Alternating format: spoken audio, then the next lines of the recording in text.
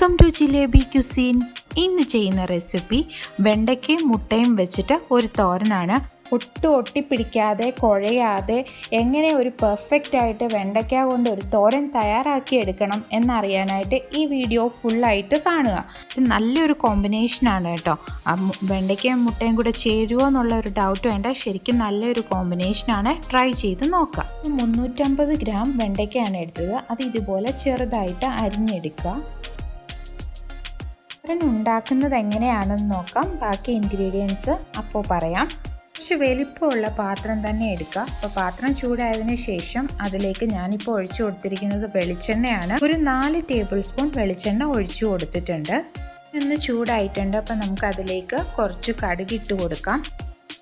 2 തണ്ട് കറിവേപ്പില കൂടെ ഇട്ട് കൊടുക്കാം. നമുക്കിനി ഇതിലേക്ക് കുറച്ച് പച്ചമുളകും സവാളയും ഇട്ട് കൊടുക്കാം. എരിവിനനുസരിച്ച് പച്ചമുളക് ചേർക്കുക. ഒരു വലിയ സവാളയാണ് ഇത്, ചെറുതായിട്ട് അരിഞ്ഞെടുത്താണ് ഇവിടെ ചേർത്ത് കൊടുക്കുന്നത്.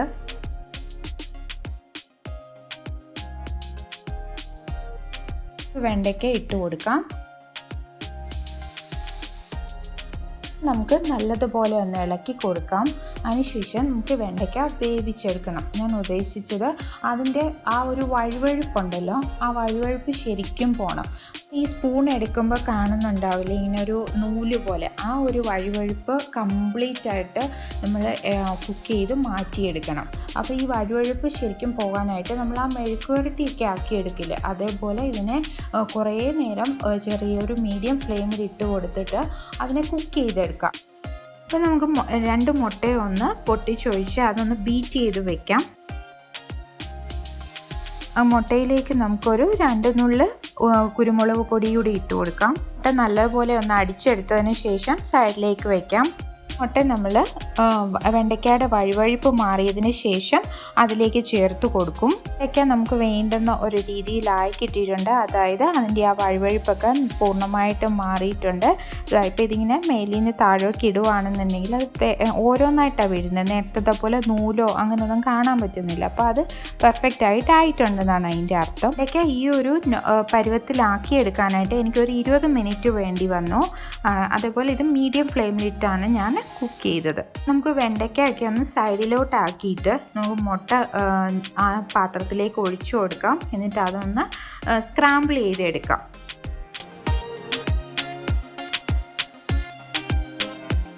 സ്ക്രാമ്പിൾ ചെയ്തെടുക്കാനായിട്ട് മുട്ട ഒന്ന് ഇളക്കി കൊടുക്കുക.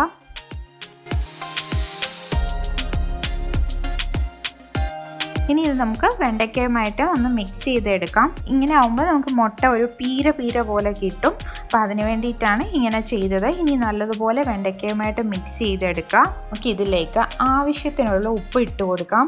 ഞാൻ നേരത്തെ ഉപ്പിട്ടിട്ടുണ്ടായിരുന്നില്ല, ഇപ്പോഴാണ് ഉപ്പ് ചേർത്ത് കൊടുക്കുന്നത്. വെണ്ടയ്ക്കയിലേക്ക് നമ്മൾ ഒരിക്കലും കുക്ക് ചെയ്ത് തുടങ്ങുമ്പോൾ അതിൻ്റെ ആ വഴുവഴുപ്പോടെ ഇരിക്കുന്ന ആ ടൈമിൽ ഒരിക്കലും ഉപ്പിട്ട് കൊടുക്കല്ല, വെള്ളം കൂടുതൽ ഇറങ്ങും. അപ്പോൾ വെണ്ടയ്ക്ക നമ്മൾ കുക്ക് ചെയ്തെടുത്ത് വരുമ്പോൾ അത് നല്ല കുഴഞ്ഞതുപോലെ ഇരിക്കും. 1 ടീസ്പൂൺ മഞ്ഞൾപ്പൊടി ഇട്ട് കൊടുക്കാം, ഒരു ചെറിയ കളറിനായിട്ട്.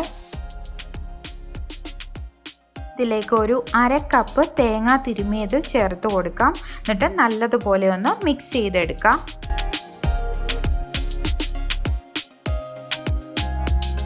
ഇതൊന്ന് കൂട്ടി കൊടുക്കാം. അതായത് നടുക്കോട്ട് തന്നെ കൂട്ടി കൊടുത്തിട്ട് ഒരു ലോ ഫ്ലെയിമിലിട്ടിട്ട് അടച്ചു വെച്ച് ഒരു 5 മിനിറ്റ് ഒന്ന് കുക്ക് ചെയ്തെടുക്കാം. എന്തായി എന്നൊന്ന് നോക്കാം. നമ്മുടെ വെണ്ടയ്ക്കയും മുട്ടയും ചേർത്ത് തോരൻ ഇവിടെ തയ്യാറായിട്ടുണ്ട്. നല്ല രുചികരമായിട്ടുള്ള ഒരു തോരനാണ്. തയ്യാറാക്കി നോക്കണം.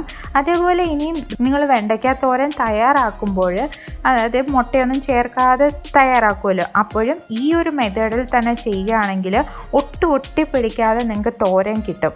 അങ്ങനെ ആകുമ്പോഴാണ് അത് കഴിക്കാൻ കൂടുതൽ ടേസ്റ്റും. അങ്ങനെ തയ്യാറാക്കി നോക്കുക. നിങ്ങൾക്ക് വീഡിയോ ഇഷ്ടപ്പെട്ടാൽ ലൈക്ക് ചെയ്യുക, ഷെയർ ചെയ്യുക, കമൻറ്റ് ചെയ്യുക. ചോറിൻ്റെ കൂടെയോ ചപ്പാത്തിയുടെ കൂടെയോ ഒക്കെ സെർവ് ചെയ്യാവുന്നതാണ്. പ്രാവശ്യം ഒന്ന് തയ്യാറാക്കി നോക്കുക. വീണ്ടും ഒരു വീഡിയോയുമായിട്ട് കാണുന്നത് വരെ താങ്ക് യു. ബൈ.